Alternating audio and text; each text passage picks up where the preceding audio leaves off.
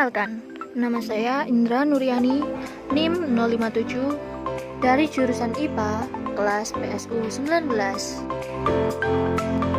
Perkenalkan, nama saya Kirani Nur Cahyani, NIM 077, dari jurusan IPA, kelas PSU 19. Oke kawan-kawan, mari kita belajar tentang pencemaran lingkungan. Apa kalian tahu apa itu pencemaran lingkungan?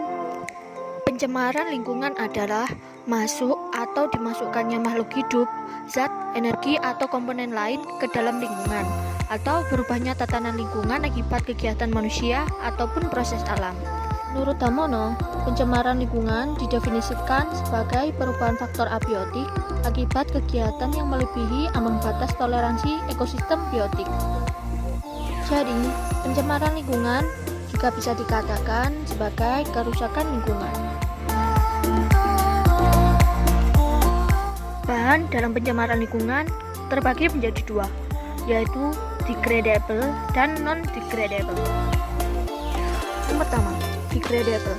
Degradable yaitu polutan yang dapat diuraikan kembali atau dapat diturunkan sifat bahayanya ke tingkat yang dapat diterima oleh proses alam. Contohnya adalah kotoran manusia atau hewan dan limbah tumbuhan. Yang kedua, non-degradable. Non-degradable yaitu polutan yang tidak dapat diuraikan oleh kemampuan proses alam itu sendiri. Contohnya, merkuri, timah hitam, arsenik, dan lain-lain.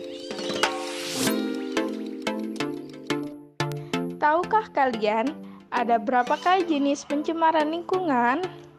1, 2, atau 3? Nah, pencemaran lingkungan ada 3 jenis. Yang pertama, pencemaran air. Yang kedua, pencemaran udara. Yang ketiga, pencemaran tanah. Nah, yang pertama, pencemaran air. Pencemaran air merupakan peristiwa masuknya zat atau komponen lainnya ke dalam lingkungan perairan sehingga mutu air terganggu. Adapun sumber mata air yang layak untuk dikonsumsi diantaranya air sumur dan air pegunungan. Selain itu, indikator pencemaran air yaitu tanaman enceng gondok dan penyakit yang dapat ditimbulkan akibat pencemaran air diantaranya kolera dan diare.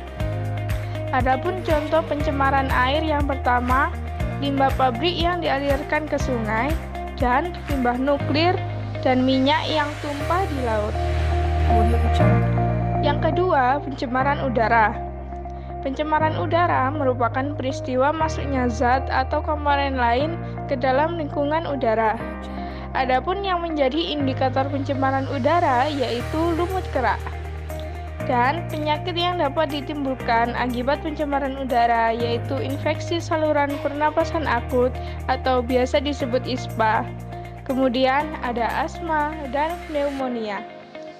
Dan contoh dari pencemaran udara sendiri yaitu ketika terjadi kebakaran hutan, letusan gunung berapi, dan pencemaran karbon monoksida. Yang ketiga yaitu pencemaran tanah. Pencemaran tanah merupakan keadaan di mana bahan kimia buatan manusia masuk dan mengubah lingkungan tanah secara alami. Yang menjadi indikator dari pencemaran tanah sendiri yaitu terdapat endapan zat kimia beracun di dalam tanah, sehingga dapat menimbulkan penyakit yang berupa ruam kulit dan iritasi. Adapun yang menjadi contoh dalam pencemaran tanah yaitu adanya sampah plastik. Karena sampah plastik tersebut sulit untuk diuraikan mikroorganisme dan limbah industri yang langsung dibuang ke tanah dengan tidak memenuhi syarat. Cara mencegah terjadinya pencemaran lingkungan. Pertama, membuang sampah pada tempatnya.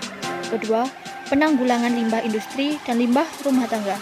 Ketiga, pengendalian hama secara biologis. Reboisasi merupakan cara keempat untuk mencegah terjadinya pencemaran lingkungan. Selanjutnya, nomor 5, kita dapat mencegahnya dengan cara melakukan penyaringan asap. Kemudian, langkah keenam yang dapat kita lakukan yaitu dengan mengurangi pemakaian CFC.